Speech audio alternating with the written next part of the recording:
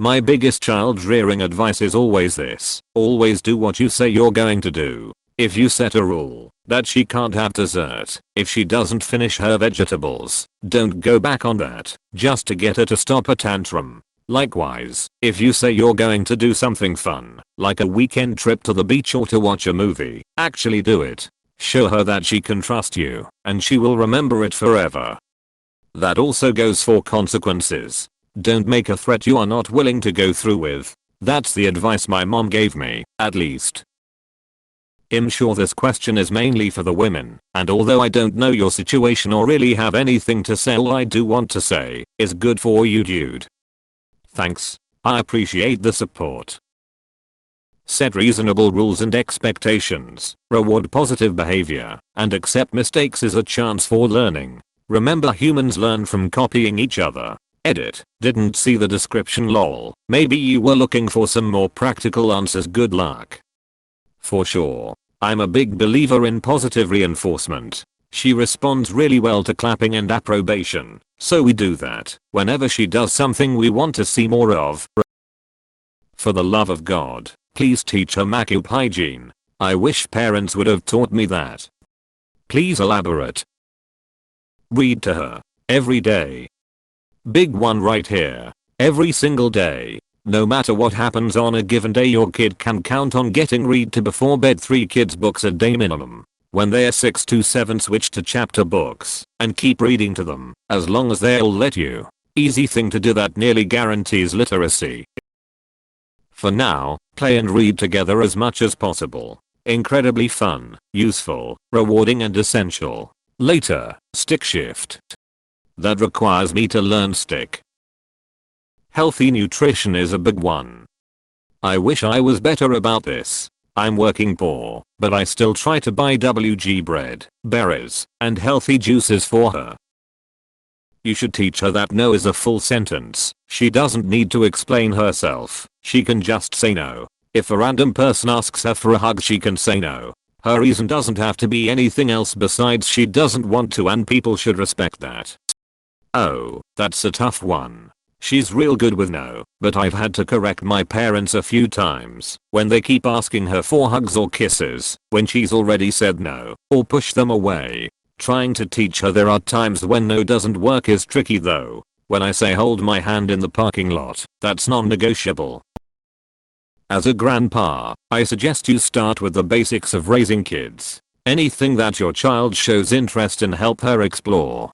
Do not bucket things in boy or girl categories. You will have to address puberty related items with her. Many have great suggestions, but don't rush it. Get your research in. Some good books on how to explain it are out there. Based on my understanding, she should be fully aware of these changes by around 8, so it does not surprise her as most start around 11. Some ladies have said they started around 9. Always wipe from front to back. Universal advice.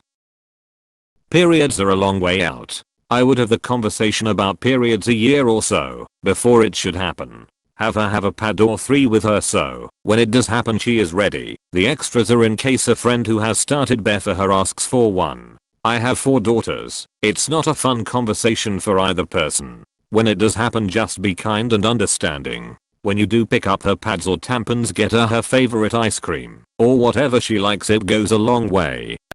Oh, that's a good idea. I hadn't considered her friends. She'll be a hero if she already knows how to handle it. As an 18 years old female, major advice: just ask the same question and ask women community on Reddit. You'll get tons of help and the right direction too.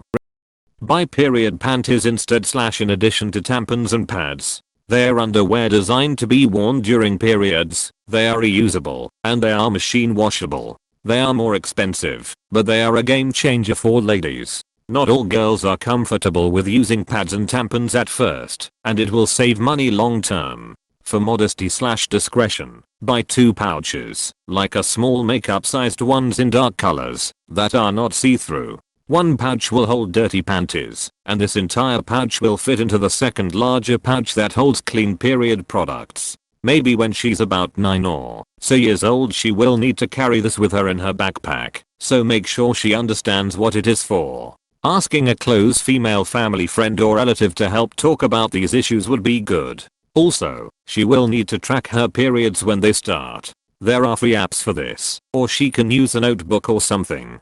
Personally, I use the apps. Yes, I know my data is being sold. No, I don't like it, because they are very informative about women's hormones and changes. When she starts tracking them and how she feels daily, she will be able to better predict when they will start and have her period items ready. To help with her self-image, when she asks you if she looks pretty, say it only matters what you think about how you look. I've been focusing on varying my compliments to her. People have a tendency to just use terms like cute, pretty, etc. about little girls. I mix it up, adding clever, smart, kind, etc. So I hope she doesn't just focus on looks. Keep her, and all kids, off social media, and the internet in general as much as possible, in the real tactile world, interfacing with other real people, and reading books. Parents of a teenager and I really disagree with this. Teens are on social media, it's where they talk, it's where they make plans, it's how they communicate. Don't take it away from her. You are essentially isolating her from her peer group. Teenagers today are not so much different than when we were kids. I'm Gen X, except they are a hell of a lot nicer, in general. Teach your kid how to handle social media, not run from it. It's not the big bad boogeyman, and there is nothing sweeter than forbidden fruit. Learn to love snuggling with her. Already do. My family isn't afraid to show affection. Wipe front to back to avoid UTIs and bacterial infections. Please don't pass on your squeamishness about human anatomy to your daughter. It will set her up for issues later in life. Watch some anatomy or surgery vids on YouTube to get over it. The human body is awesome, even when it's a bit gnarly. Teach her to use anatomically correct terms for her body, and ensure she knows she can talk to you about anything without being in trouble. If she's ever assaulted, touched inappropriately, or otherwise harassed, her use of the word vulva or labia, language more precise than private parts, male, and more power to her words. Kids report inappropriate touch to teachers and other adults all the time, and sometimes that sort of touch is unintentional. But if an adult hears that she was touched on her vulva instead of her privates, it calls more attention to it and will likely prompt a more critical assessment of what actually happened. I feel like you should be asking women about this situation, not men. But I wouldn't really know, since I don't have kids. I think this is a better question for Ask Women, since they are the daughters, and should know better what your daughter needs. Dad of 2 and 4-year girls here. I would highly suggest devoting effort to her emotional awareness and well-being. Rule number 1 for advice. Reddit isn't the best place for advice, to be honest. Sometimes it is. Many times it's not. One thing to remember, a woman isn't as physically strong as a man. There are a lot of martial arts for women who focus specifically on creating a situation to get away, which is way more effective than try to overmaster him, which typically won't work.